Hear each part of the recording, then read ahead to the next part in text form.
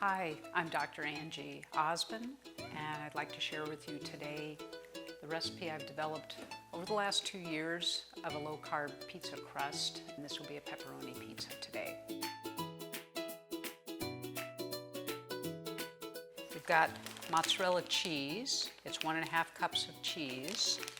Cream cheese, it's 1.5 tablespoons. I add a scoop of unflavored whey protein powder, and then I add seasoning, garlic powder, Italian seasoning, and pepper. Okay, so we'll start adding the ingredients. I don't know if you can tell, this is the thicker shredding versus fine shredding, and the thicker shredding definitely works better.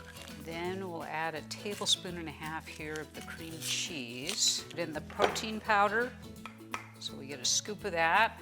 This is where I just add the seasoning, and I don't measure anything, I just kind of dump it in there. Next, it goes in the microwave for 30 seconds. It's starting to look like some gooey dough. We'll just add a little almond flour like this. I didn't mention the almond flour earlier, but the almond flour is really just to kind of make it less sticky. Have 2 pieces of parchment paper. Start kind of mashing it like this. Try to get a nice round circle. So we'll go ahead and put it in for 10 minutes, and we'll leave the oven on for the next phase. So I've got my tomato sauce, and I have a little bowl to mix it in.